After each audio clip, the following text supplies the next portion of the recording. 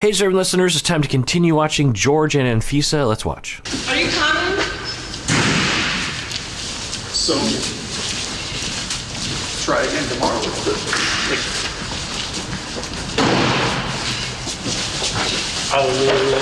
I don't know what's gonna happen tomorrow morning. Are you Okay, so to catch you up, she said she wanted to go home, and he took her to the airport as she requested.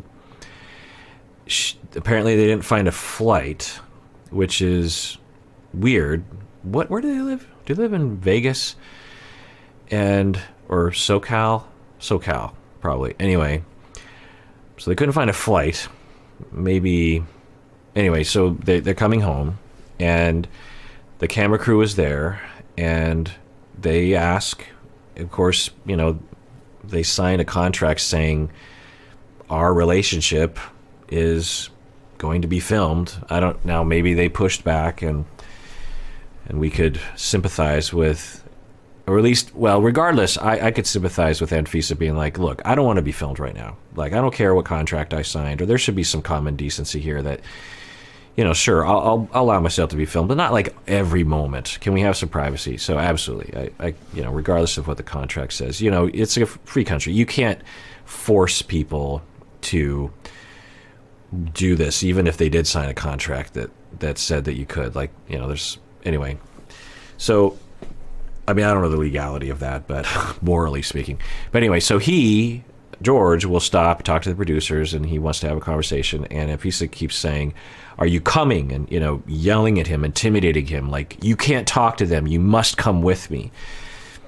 You could argue that she is saying, "I don't want to talk to those people," but, you know, I don't know what's happening. But if we're talking about an abusive, coercive, controlling, demanding, intimidating relationship, this behavior is classic. You can't talk to those people. I will bark at you. I will tell you what to do, regardless of what you want. I'm not going to ask if you would like to. You don't have your autonomy. You will do what I say.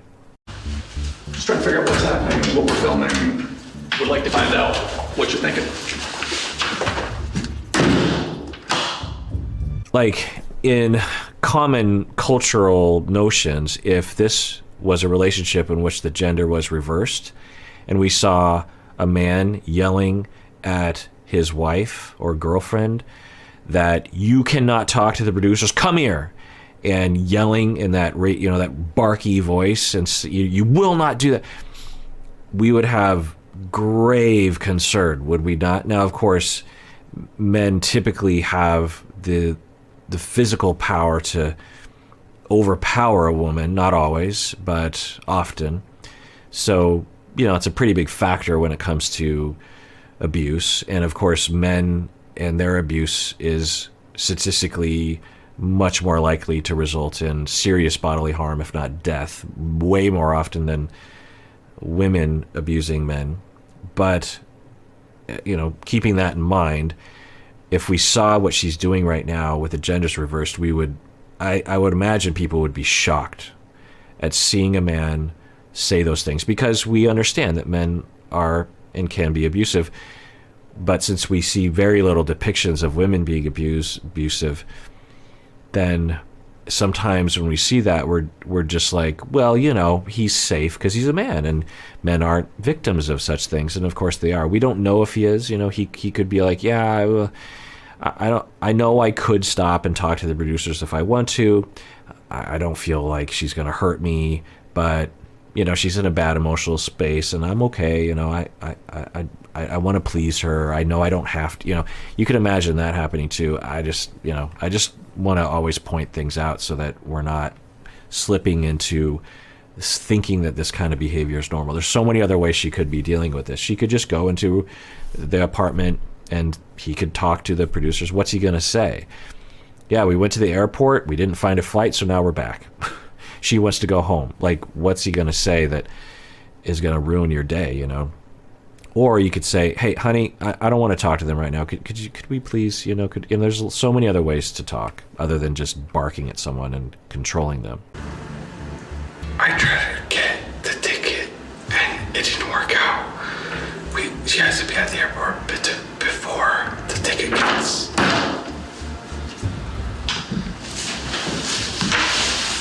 Anfisa, can we talk to you for 5 minutes? Okay, of course I have very little information to go off of, so who knows, but fitting this situation into my hypothesis, my strongest hypothesis about what's going on, if she has disorganized attachment, there is this vacillation very quickly from I hate you to please don't leave me ever. And if they had some sort of conflict, which I think they're always having or frequently having, and that wound was triggered, she goes to the car and she keys the car in just a blind rage. And people with disorganized attachment, they're not always doing stuff like this. People with borderline don't always do this sort of thing. And disorganized attachment, I don't know if I've talked about it that often, but just a reminder, it's often described, even among professors, as a mixture between avoidant and preoccupied, which is not true. I'm like, no, it's a gross misunderstanding of what disorganized attachment is. Accurate way of describing it is, and this is, I'm not inventing this is all from John Bowlby and Mary Ainsworth and their work, their observation of young children, and then extrapolating that to adult behavior or tracking that through the developmental lifespan, that when you have an 18-month-old child who is being abused by their attachment figure, and they would watch them in a room, the parent, it was almost always the mom, if not always, because this research was done in the 70s, I believe, and the mom would leave the room, and then the child would have various different reactions. I could go into detail, listen to my attachment deep dive for micro details on all this stuff. And when the mom would enter back in the room, and remember, the mom has been abusive. The researchers don't know that, but they would later find this out. The mom would enter the room, and the child in that moment is reconciled with their mother, their attachment figure. We evolved to, similar to other primates and other social creatures that depend on parenting for a long period of time, we evolved to, when we feel danger, when there's threat, when we're uncomfortable, we run to our attachment figure and we hold on to them. We want to be near them. And then when we feel safe again, we go, okay, and then we venture off into the world. So the threat could be a very real threat, like a barking dog, or it could just be like a stranger looking at you or something. And you run to your secure base, you recharge, you're like, okay, I feel safe, and then you venture off and you go back. And that happens throughout one's life. That by the time they're 7, they're able to go to class at school and come back home.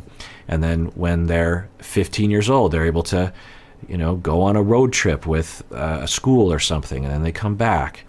And then when they go to college, and then they come back to do laundry or something, and then but there's a constant accordion of this movement from away from the caregiver and back to the caregiver and away.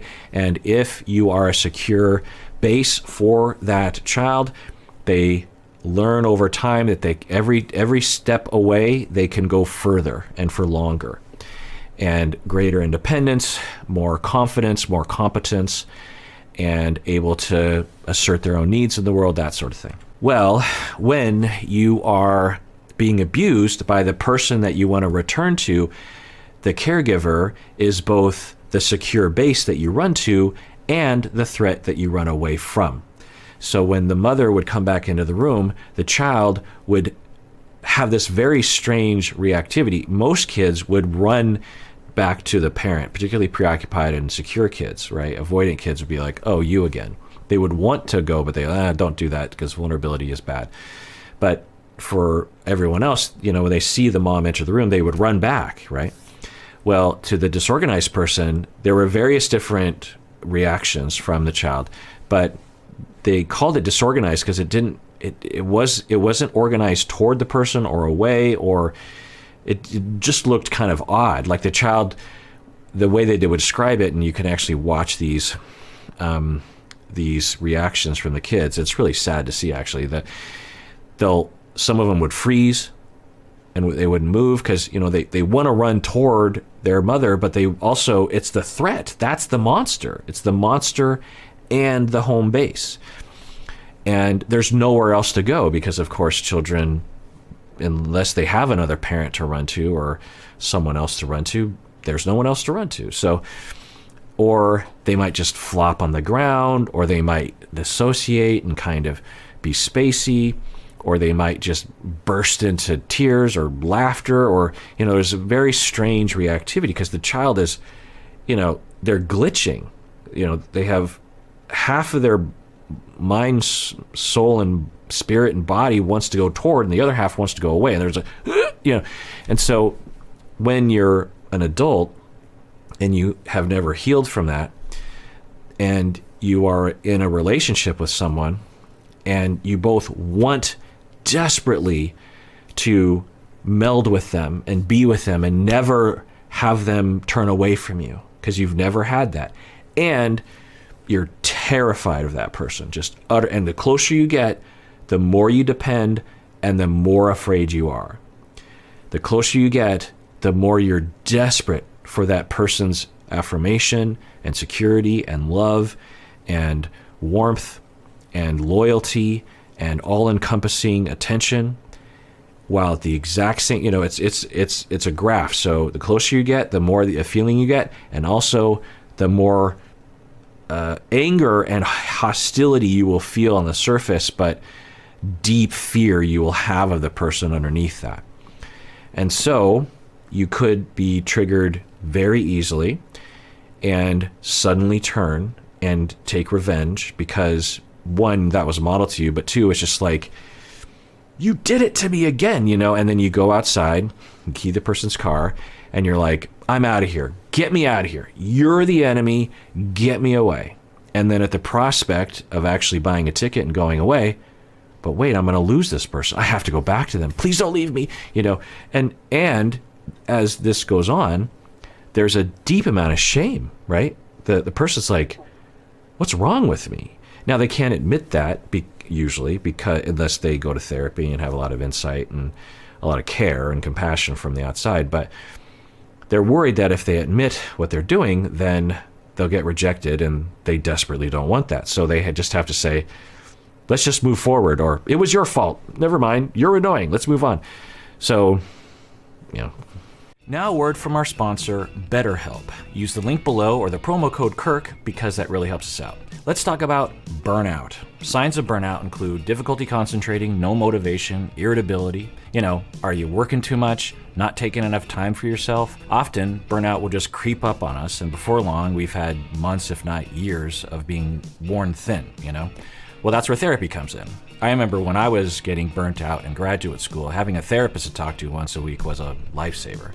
And you often hear me saying that BetterHelp can be a really convenient option for getting therapy. Also, online therapy has been demonstrated by empirical research to be just as effective as in-person therapy. BetterHelp is customized online therapy that offers video, phone, and even live chat sessions with your therapist, so you don't have to see anyone on camera if you don't want to. It's much more affordable than in-person therapy, and you can get matched with a therapist in under 48 hours. Our listeners get 10% off their first month at betterhelp.com/Kirk. That's betterhelp.com/Kirk. Get the help you need. You deserve it. Why does it even matter to you? What do you want from me?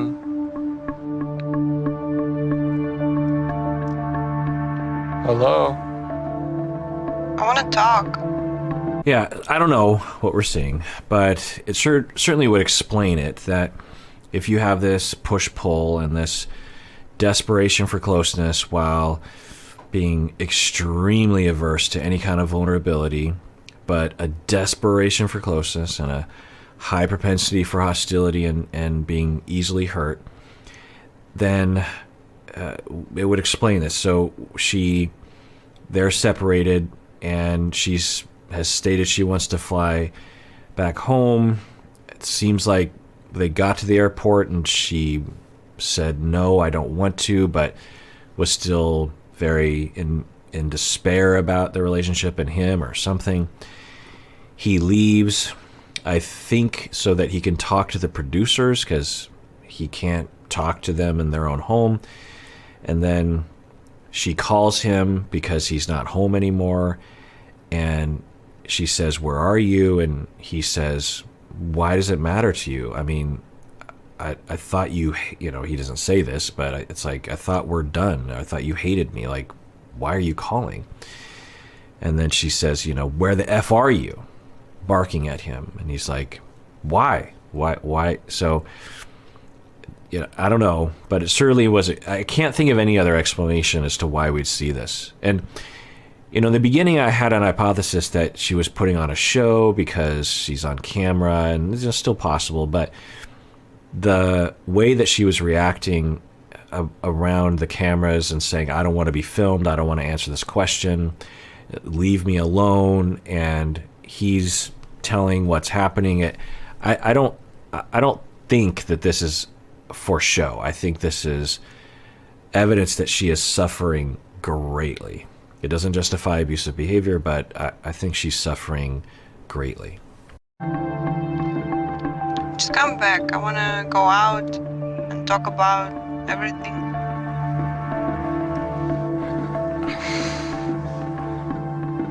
So, if we talk about the abuse cycle, you will find the abusive person will be abusive. They will treat you poorly. They will be entitled or to you or your body, or to say whatever they want to say. You'll be in a state where you're pleading with them to please stop, or you're very vulnerable and open. And then eventually the abuse gets to a point where you close yourself off to them, or they veer away or something. And then there's a phase of sort of reprieve from the abuse, and then you know, there's other steps along the way, but then eventually the abuser comes back around to reconcile and will say things that sound really nice, like, "Hey, I want to talk about everything. Let's go out." Now, we're not hearing her say, "I'm sorry, I love you." Now, we did see some indication of that over texting, so it wouldn't be unusual for someone with a lot of vulnerability issues to, meaning that they have a really hard time accepting their vulnerability, to have an easier time with vulnerability over text. So, yeah. So I don't know if we're seeing an abuse cycle, but there are signs of it. We're just going to end up getting into another argument. What's the point? Well, then Now, I'm sure some of you are saying, well, who cares? Because he's a dirtbag and I don't care if he's being abused. Or he's a large man and he has power and he has all the money and the green card and everything. So I don't think he's vulnerable. And you can make and that's possibly true. But you can't just judge a book by its cover. Certainly, privileged men can absolutely be beaten down by pushing and pulling and by using their attachment needs against them, that kind of thing. And this is a very common scenario within the conceptualization that I have. I don't know if it's true, but I've seen it many, many times where the person in Georgia's position is like thinking, I think it's over this time. I mean, I think it's really over. I think she's really done.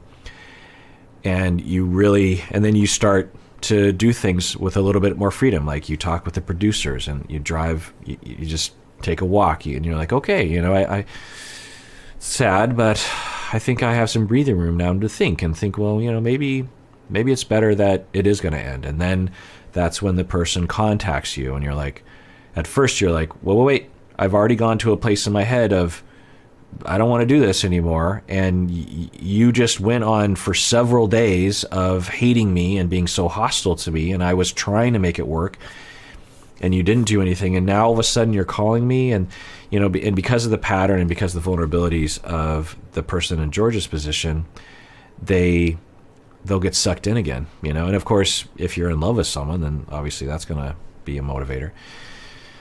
But there'll be some hesitancy, right? It'll be like, well, why do you want to talk? Because you're looking for some indication that the person is willing to change or that they can acknowledge that what they did was wrong. And but you don't know how to ask for it, or you're afraid to ask for it. So you just wait and be like, so what exactly do you want to talk about when we get together?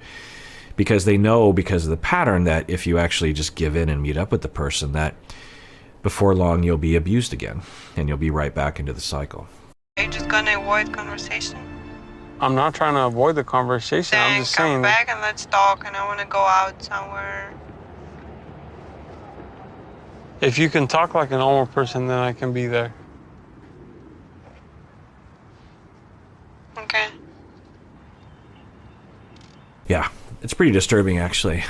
I don't know if he feels unsafe. I don't know if he's being harmed, but so many of the hallmarks are there of just like the power is now back in the hands. So I don't know about them, but in this phase of the cycle, the victim now has a little bit more power because they've given up and they are starting to move on. And that power is very threatening to the abuser, because that means that the abuser doesn't have control and they can't retain you in terms of your attachment proximity.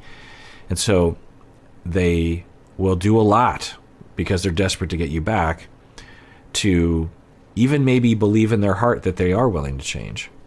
And so it'll be like pulling teeth, but you'll say, well, are you gonna be nice to me?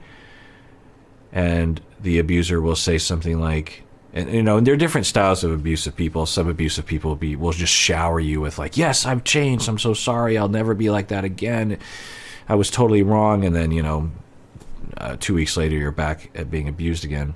Or they'll say things like this, which is like just barely enough to kind of suck you in, you know, barely enough to indicate that maybe the hostile person is willing to change. But the thing that I'll say to people when they're in situations like this, and of course, as a clinician, there would be a whole number of things I would say, and there would be a lot of talk about what do you want. But if I was just thinking about a friend, I would say, look, until she says, I am sorry for what I did, I keyed your car, and that was totally wrong, and there was no justification for that. I was upset for these reasons, but under no circumstance would it make any sense for me to key your car. So I have a problem with anger, and I want to work on it. I want to go to therapy. Unless you heard something like that, this would be me telling a friend, and I've had these conversations before, and I would say, unless you hear that, then there's a high likelihood that you'll be right back into it again. Because even with them saying something like that, they are likely to present problems in the future anyway. Even if they do go to therapy, it's not going to change them overnight. But at the very least, you would need to hear what I role played earlier to give you some hope. And anything short of that, you are perhaps an idiot, if you will, to have any kind of hope that things are going to change. Because any other way to see, I mean, you know, the thing that I will say to people like this is just imagine if you did that. Like you just got in super rage, or you were super drunk and you keyed her car and you wrote idiot on the side of the car. Imagine how you would feel, and how much remorse you would have, and how sorry you would be, and how humiliated you would be, and how much remorse you would want to show to the other person. Okay, have they given you anything like that in return? And of course, if you've never been modeled that before, if you've never seen that before, you don't feel like you deserve it. All right, well, that does it for that episode. Everyone out there, please take care of yourself, because you deserve it. You really, really do.